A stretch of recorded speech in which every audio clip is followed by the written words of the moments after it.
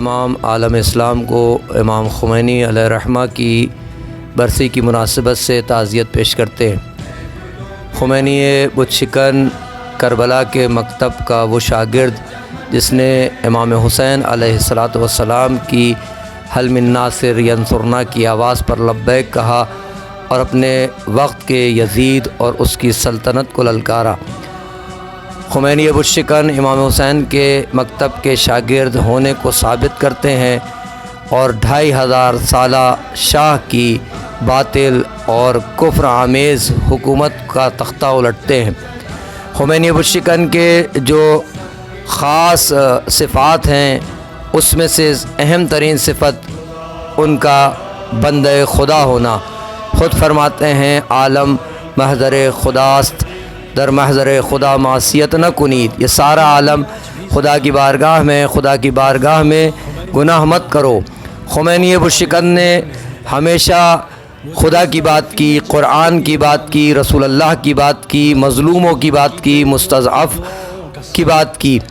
تمام مظلوموں کے لیے خمینی بت شکن نے قیام کیا اور کربلا کے اس عظیم سمندر سے ایک قطرہ بن کر پوری دنیا کو، ظلم کی تمام دنیا کو بہا ڈالا۔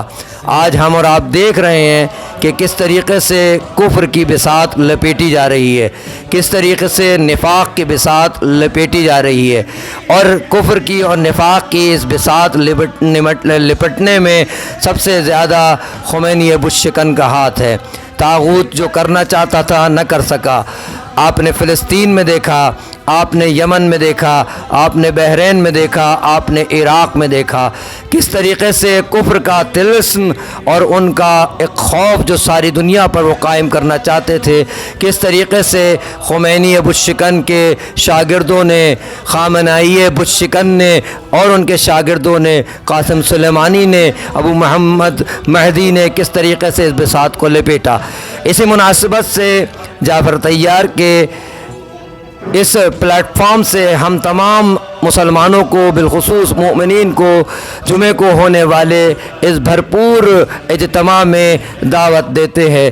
آپ سب اس میں شرکت کیجئے۔ یہاں نشست بھی ہے، یہاں مجلس عزا بھی ہے، یہاں حسین کی بات ہونی ہے، یہاں حسین کے شاگردوں کی بات ہونی ہے۔